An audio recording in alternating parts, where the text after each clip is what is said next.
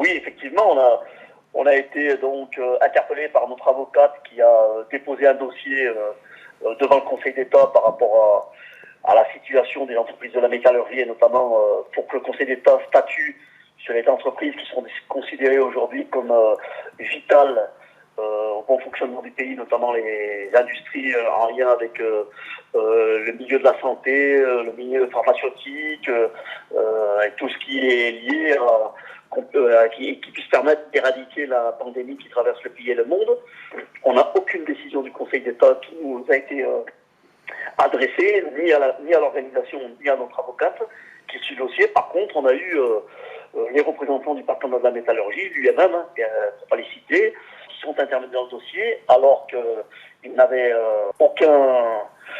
raison d'intervenir étant donné qu'eux n'étaient pas saisis. Ils interviennent, ils nous font tout un pamphlet de plus de 17 pages,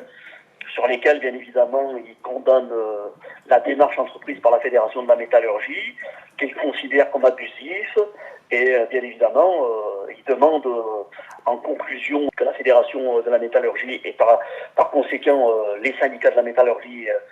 et l'ensemble des salariés de la métallurgie soient déboutés de la demande que fait la Fédération aujourd'hui de la métallurgie, CGT, en direction du Conseil d'État, par rapport aux activités vitales et non vitales, et en plus, ils se permettent le luxe de demander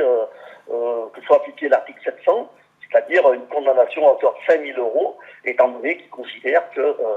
qu'on a entrepris une action abusive en justice. Nous, ce qui nous surprend le plus dans ce dossier, c'est que lui-même, à aucun moment, n'a été interpellé pour faire partie prenante du dossier. C'était une affaire entre la Fédération de la métallurgie CGT et le Conseil d'État. Et la plus grosse inquiétude qui est la nôtre aujourd'hui, on a l'impression que c'est plus le gouvernement qui gouverne en France, mais c'est le patronat qui a pris la main. Et d'ailleurs, quand on voit l'exposé de l'UMM, on voit que le patronat, UMM, MEDEF et toutes les branches rattachées au patronat font forcing sur le gouvernement pour que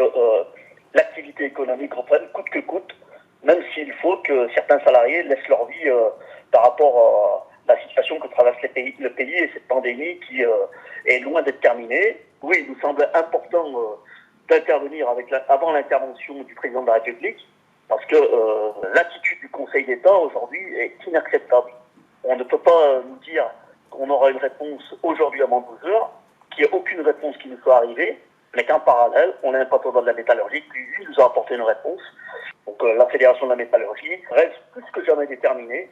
et on continuera à porter tout ce qui est à notre pouvoir en direction de nos syndiqués, de nos salariés et de l'ensemble du monde du travail pour qu'ils puissent traverser cette situation dans les meilleures conditions. Un seul mot d'ordre, la santé, répondre à l'urgence sanitaire et qu'on laisse pour le moment la situation économique de côté. Je pense que ce n'est pas la priorité.